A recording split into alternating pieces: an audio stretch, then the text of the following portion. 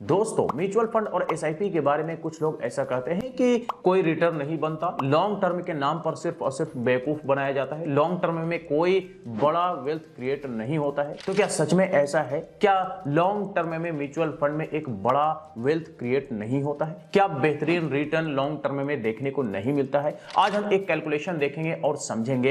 एक 10,000 रुपए मंथली का एसआईपी अमाउंट लेंगे और देखेंगे कि 1 करोड़ का कॉर्पस कितने समय में तैयार होता है, ताकि जिन लोगों के मन में ऐसा सवाल हो कि म्यूचुअल फंड कोई रिटर्न नहीं बना के देता, लॉन्ग टर्म में कोई बड़ा कॉर्पस तैयार करके नहीं देता है, दरअसल उन लोगों के लिए ये कैलकुलेशन है। ये देख लें कि 1 करोड़ का कॉर्पस कितने समय में तैयार हो सकता है। तो दोस्तों, एक्सेल सीट पे मैंने सारा का सारा कैलकुलेशन करके रखा हुआ है। हमने एसआईपी अमाउंट 10,000 रुपए पर मंथ लिया है। रिटर्न हम कम से कम 12% लेकर के चलेंगे। कई दफा तो 15%, 18%, 20% भी मिल जाता है और मिलने के लिए कई दफा कम भी मिल जाता है, 8%, 10% भी मिलता है, लेकिन हम कम से कम 12% एनुअली एवरेज रिटर्न हम मान करके चलेंगे। ड्यूरेशन कितने साल का होगा 1 करोड़ रुपए का कॉर्पस तैयार होने में, तो ये हम ड्यूरेशन देखेंगे और उसके बाद हम क्वेश्चन मार्क्स के जगह पे अपडेट करेंगे। इन्फ्लेशन 5% हम लेकर के चलेंगे और देखेंगे कि हर 5 साल के अंतराल पे महंगाई एडजस्टमेंट करने के बाद क्या वैल्यू रह जाता है। देखिए, आपको यहाँ पे ईएस देखने को मिलेगा, यहाँ पर आपको एसआईपी अमाउंट देखने को मिलेगा जो कि मंथली होगा, यहाँ पर आपको टोटल इन्वेस्टमेंट देखने को मिलेगा जो कि ईयरली होगा, यहाँ पर आपको टोटल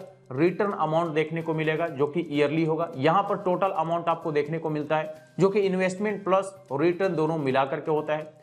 यहां पर कितना गुना आपके पैसे बनते हैं हर 5 साल के अंतराल पे ये देखने को मिलता है, और यहां पे हर 5 साल के अंतराल पे महंगाई एडजस्टमेंट करने के बाद आपका जो फ्यूचर वैल्यू होता है उसका क्या वैल्यू रह जाता है ये देखने को मिलेगा। पहला साल का कैलकुलेशन देखिए कि 10,000 रुपए का एसआईपी की शुरुआत हुई।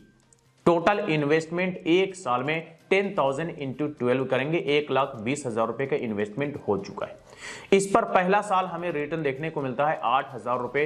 टोटल हमारा कॉर्पस एक साल में बन जाता है 1,28,000 रुपए, यानी कि 1.1 गुना हमारे पैसे एक साल में बन गए। टोटल अमाउंट का वैल्यू महंगाई एडजस्टमेंट करने के बाद एक साल बाद देखेंगे तो 1,21,000 रुपए रह जाता है।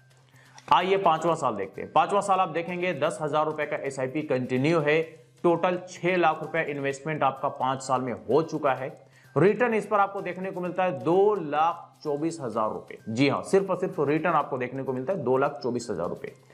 टोटल अमाउंट आपका बन जाता है 8,24,864 रुपए, यानी कि आपके इन्वेस्टमेंट का लगभग 1.5 गुना, 1.4 टाइम्स आपके पैसे बन जाते हैं मात्र 5 साल में।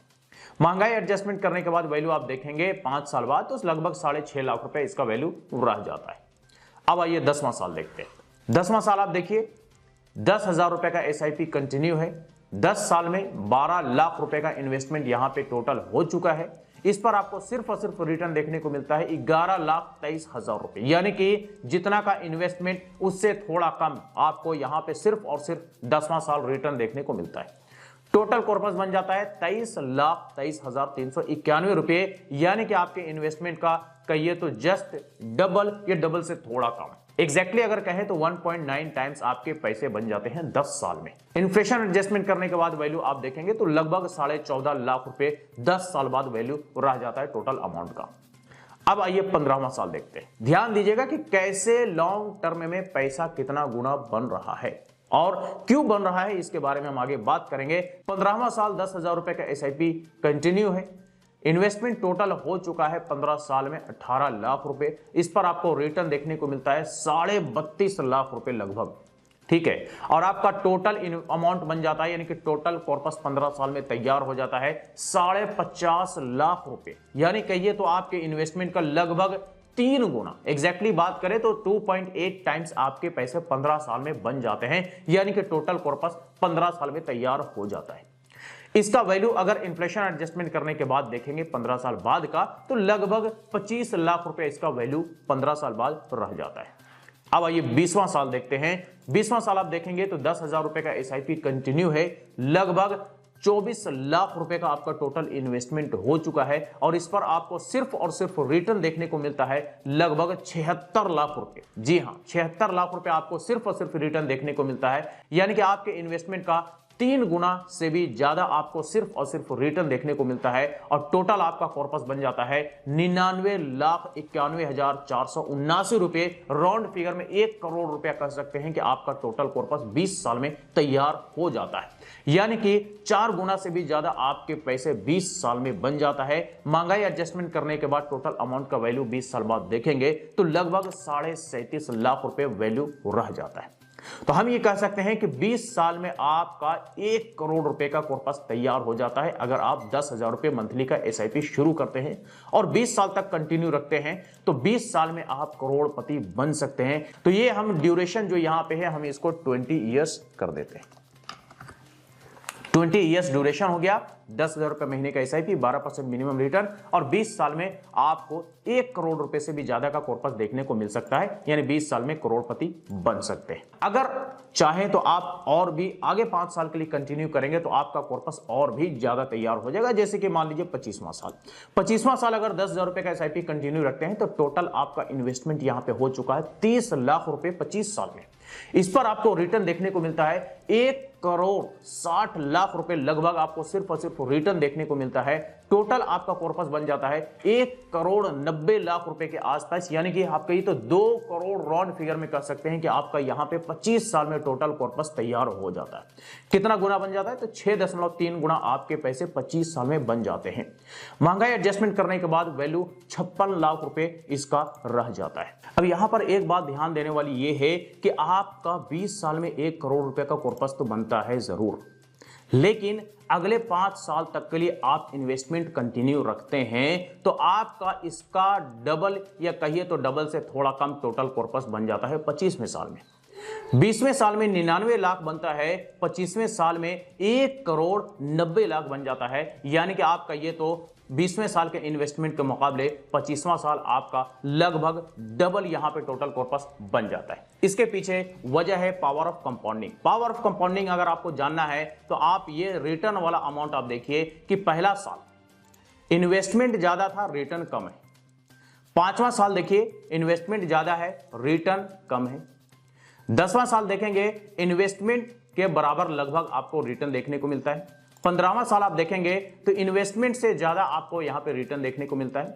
20वां साल आप देखेंगे तो इन्वेस्टमेंट का 3 गुना ज्यादा आपको यहां पे रिटर्न देखने को मिलता है और 25वां साल आप देखेंगे तो आपके इन्वेस्टमेंट का 5 गुना आपको सिर्फ और सिर्फ रिटर्न देखने को मिलता है। तो दरअसल ये इतना तेज रफ्तार से जो रिटर्न अमाउंट लॉन्ग टर्म में बना, ये पावर ऑफ कंपाउंडिंग की वजह से बना, क्योंकि power of compounding long term में आपको रिटर्न पर रिटर्न देने का काम करता है। इस वजह से लॉन्ग टर्म में आपका रिटर्न बहुत ज्यादा बन गया और आपका इन्वेस्टमेंट रिटर्न के सामने बहुत छोटा दिख रहा है, यानी कि आपके इन्वेस्टमेंट को रिटर्न यहां पे बीट कर चुका है कई गुना तेज रफ्तार से। ये आपका power of compounding long term में पैसे बना चुका है। इसी वजह से 20वां साल अगर आपका 99 लाख का टोटल कॉर्पस बनता है तो 25वां साल आपका 1 करोड़ 90 लाख रुपए का टोटल कॉर्पस बन जाता है। फर्क 5 साल का है, लेकिन आप टोटल कॉर्पस में देखेंगे तो आधा डबल का फर्क आपको देखने को मिलेगा। अब आपका जो भी प्रॉफिट बनता है उस पर कुछ खर्चे हैं। कुछ लोग टैक्स को लेकर के भी सवाल उठाते हैं कि भाई 12.5% का हम टैक्स दे देंगे,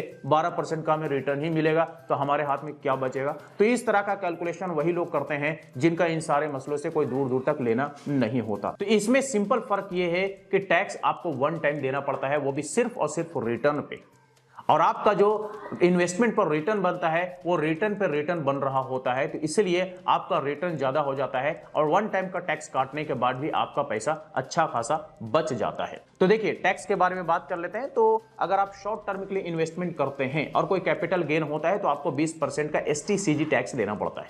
अगर आप लॉन्ग टर्म के लिए इन्वेस्टमेंट करते हैं और कोई कैपिटल गेन होता है तो आपको LTCG टैक्स 12.5% का देना पड़ता है। लेकिन 1,25,000 रुपए तक का कोई भी कैपिटल गेन होता है तो वो टैक्स से एग्जेम्प्टेड होता है, यानी कि उस पर टैक्स आपको नहीं देना पड़ता। उससे ऊपर का जो भी कैपिटल गेन होगा उस पर आपको टैक्स देना पड़ेगा।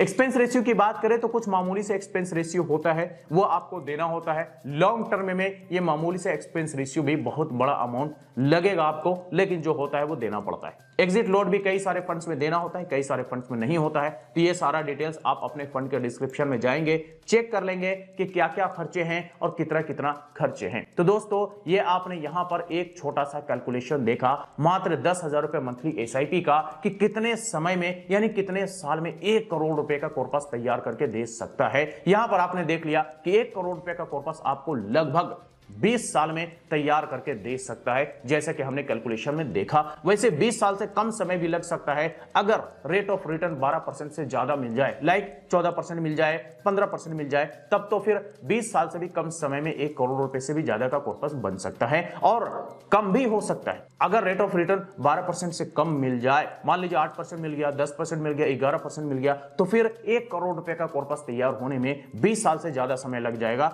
यानी कि हो सकता है 22 साल लग जाए, 25 साल लग जाए, समय कुछ भी लग सकता है, लेकिन कम से कम 12% अगर रेट ऑफ रिटर्न लेकर के चलते हैं तो फिर 20 साल में आपको 1 करोड़ रुपए से भी ज्यादा कॉर्पस तैयार हो सकता है। ये आपने यहां पे कैलकुलेशन में देखा भी। तो जिन लोगों के मन में ऐसा सवाल आता है कि लॉन्ग टर्म में म्यूचुअल फंड कुछ भी नहीं है, ये सिर्फ और सिर्फ फ्रॉड है, स्कैम है, इस तरह की बातें वही लोग करते हैं जिनका म्यूचुअल फंड से, एसआईपी से दूर दूर तक कोई लेना देना नहीं है, दूर दूर तक कोई वास्ता नहीं है। उन्हें नहीं पता कि दरअसल एसआईपी कैसे रिटर्न देता है, टोटल कॉर्पस कैसे तैयार होता है, लॉन्ग टर्म में कैसे कंपाउंडिंग काम करता है, उन्हें कुछ नहीं पता होता। इसलिए सिर्फ हवा हवाई इस तरह की बातें कर रहे होते हैं कि यह स्कैम है, कोई रिटर्न नहीं बनता, कोई कॉर्पस नहीं बनता, इन्वेस्टमेंट करना बेकार है। तो वैसे लोगों की बातों में ना आकर के, बल्कि आप अपना दिमाग लगाएं, आप खुद से सोचें, कैलकुलेशन देखें, समझें, खुद से कैलकुलेशन करें, उसके बाद आपको समझ में आएगा कि दरअसल म्यूचुअल फंड लॉन्ग टर्म के लिए कितना फायदेमंद है और आपको लॉन्ग टर्म में कितना बड़ा कॉर्पस तैयार करके दे सकता है।